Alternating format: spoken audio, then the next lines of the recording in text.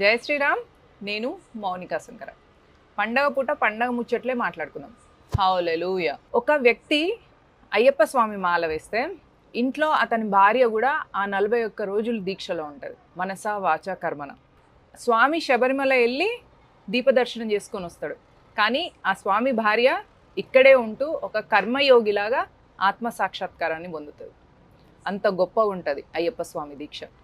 అట్లా కుటుంబ సభ్యులందరికీ కూడా ఒకలాంటి రక్షణ వస్తుంది. అందుకే వాళ్ళు ప్రతి సంవత్సరం మాల వేస్తూనే ఉంటారు. ఆ సంవత్సరం పొడుగునా కూడా వాళ్ళు నాన్ వెజ్ తినే వాళ్ళైనా డ్రింక్ చేసే వాళ్ళైనా కూడా ఎట్లాంటి యాంటీ డ్రగ్స్ లేకుండానే ఆ 41 డేస్ దీక్షని అంత నియమనిష్టలతో చేస్తారు.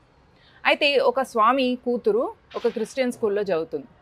ఆ స్కూల్లో ఒక టీచర్కి ఈ పాప మీద చాలా ఇష్టం అనమాట. వీళ్ళ పాప అంటే ఆ పిల్లను ఎట్లయినా హిందుత్వానికి దూరం చేయాలని వాళ్ళ క్లాస్లో మామూలుగా ఒక ఈవెంట్, ఒక ఎక్స్పెరిమెంట్స్ లాగా చేసినప్పుడు ఏమని చూపించిందంటే వినాయకుడి బొమ్మ తీసుకొచ్చి నీళ్ళల్లో వేసింది. అట్లనే పక్కన ఒకటి ప్లాస్టిక్ పీసు బొమ్మ తీసుకొచ్చింది.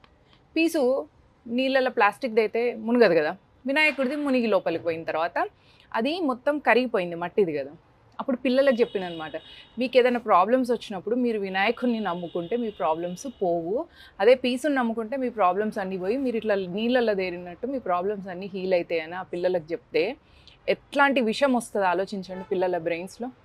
ఈ పాప లోపల కూడా అట్లాంటి థాట్సే వచ్చి అట్లా బిహేవ్ చేస్తుంటే నేను కౌన్సిలింగ్కి వెళ్ళి ఏంటిది అని అనుకుంటే అప్పుడు తెలిసింది ఆ టీచర్ ఇట్లాంటి ఎక్స్పెరిమెంట్ చేయించింది, ఇట్లా చేసింది అని. తల్లిదండ్రులకు చెప్పుకోలేదు పాప, కానీ నాకు చెప్పింది. తల్లిదండ్రులు భయపెట్టిస్తారు కదా. సో క్రిస్టియన్ టీచర్లు క్రిస్టియన్ స్కూల్స్లలో ఇట్లా వేస్తారు. అదే క్రిస్టియన్ స్కూల్స్ మీ ఇంటి దగ్గర ఉండి మీరు అదే స్కూల్లో వేస్తే వాళ్ళు ఇట్లాంటివి చెప్తే మీరు భయపడొద్దు.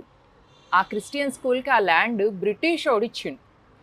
హిందువుల్ని మత మార్పిడి చేయడం కోసం హిందువుల స్కూళ్ళు ఫీజులు కడితే ఆ ఫీజులతోని వేరే ఊర్లలోకి పోయి మత మార్పిడిలు చేయడం కోసమే క్రిస్టియన్ స్కూల్స్ ఉన్నాయి.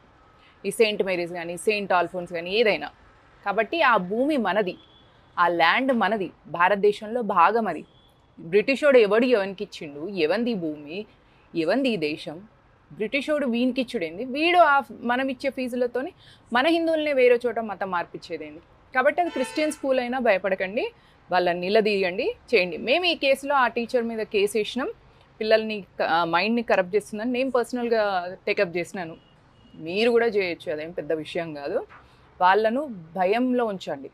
మీ పిల్లల మీద కూడా ఒక కన్నేసి ఉంచండి. మీ పిల్లలను వాళ్ళు ఎట్లా మిస్లీడ్ చేస్తున్నారు, కన్ఫ్యూజ్ చేస్తున్నారా, వాళ్ళ మైండ్లో విషాన్ని నింపుతున్నారా అనేది మీరు గమనిస్తూ ఉండండి.